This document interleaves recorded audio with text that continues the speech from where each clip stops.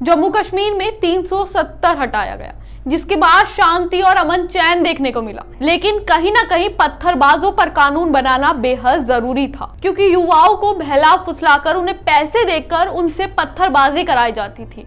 लेकिन अब केंद्र सरकार ने कड़ा एक्शन ले लिया है। पत्थरबाजी जैसी गतिविधियों में शामिल रहे युवा ना तो सरकारी नौकरी ले पाएंगे और ना ही पासपोर्ट बनवा पाएंगे। इस संबंध में कश्मीरी CID ने एक सर्कुलर जारी कर दिया है। इस सर्कुलर में कहा गया है कि ऐसी गतिविधियों में शामिल लोग सिक्योरिटी क्लैरिफिकेशन नहीं दे सकेंगे। अब जरा समझिए कि इस सर्कुलर में क्या क्या कहा गया है और क्या नहीं, इसे जानिए। इसमें कहा गया है कि पासपोर्ट, सरकारी नौकरी या सरकारी योजनाओं से जुड़े मामलों में ऐसे किसी भी व्यक्ति को शामिल नहीं किया जाएगा। तो उस वक्त इस बातों को भी ध्यान में रखा जाएगा कि कोई व्यक्ति पत्थरबाजी, कानून व्यवस्था को भंग करने या किसी दूसरे अपराध में शामिल तो नहीं है। अगर ऐसा कोई व्यक्ति होता है तो उसे इस चीजों में शामिल नहीं किया जाएगा। लेकिन अब ये जानना कि कौन पत्थरबाज है और कौन नहीं, ये थोड़ा मुश्किल हो जाता है। इसके लिए भी व्यवस्था बनाई गई है।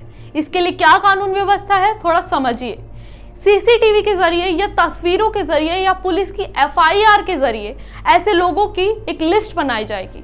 इस लिस्ट में जो लोग शामिल होंगे उनके नामों को लिखकर उन पर कार्रवाई की जाएगी और उन्हें ना सरकारी नौकरी मिलेगी और ना उनका पासपोर्ट बनवाया जाएगा, और जितनी भी सरकारी योजना है उनमें इन्हें शामिल नहीं किया जाएगा। लेकिन अभी ये बात यहाँ खत्म नहीं होती। जब हमने एक्सपर्ट से इस बारे में बात की तो उन्होंने क्या कहा, जरा सुनिए।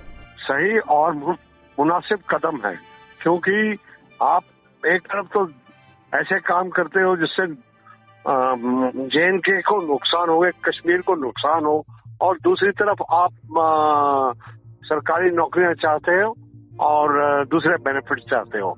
आपको पता ना, सैयद सलाउद्दीन पाकिस्तान में बैठा है और वो अलग अलग तंजीमों को JNK में प्रॉब्लम क्रिएट करने के लिए तैयार कर रहा है, और उसके पूरे परिवार के 8 सदस्यों को यहाँ पे टॉप की नौकरियां दी गई हैं, सरकारी नौकरियां, हॉस्पिटल में डॉक्टर्स और ये सब। किस लिए, क्यों?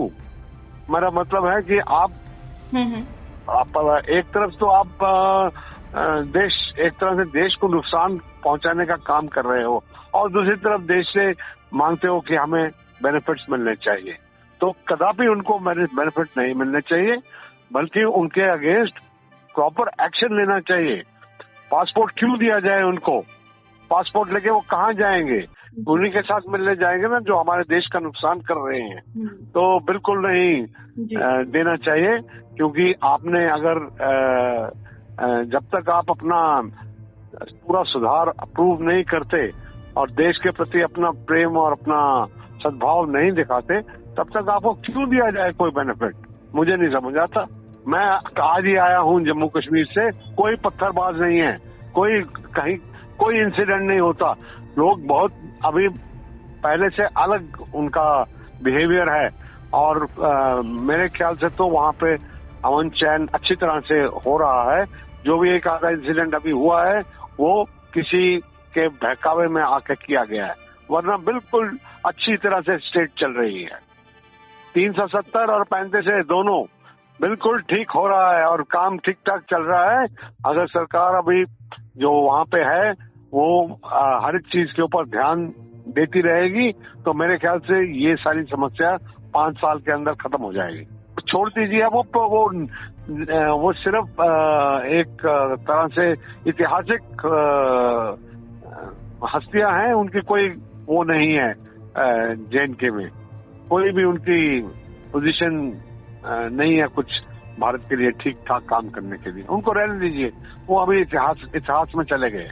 नहीं, बिल्कुल मिलेगा, क्यों नहीं मिलेगा? आप देखिए ना, कोई एम्बुलेंस में पेशेंट जा रहा है, आगे पत्थर मार के पूरी कन्वॉय को रोक देते हैं, वो हॉस्पिटल नहीं जा सकता, स्कूल नहीं चलते, आम लोगों को गलत रास्ते पे शुरू से ही पत्थर मार के 300-300 रुपए दे के पत्थर मरवाते हैं। तो मतलब थोड़ी है इसका, मतलब क्यों नहीं राहत मिलेगी? बहुत राहत मिलेगी। जैसे कि आपने एक्सपर्ट से सुना, अब आपकी क्या राय है? क्या केंद्र सरकार का ये फैसला सही है या नहीं, ये हमें कमेंट बॉक्स में बताना ना भूलिएगा। अभी के लिए इस वीडियो में इतना ही। ज्यादा जानकारी के लिए जुड़े रहे ऑथम न्यूज के साथ। धन्यवाद।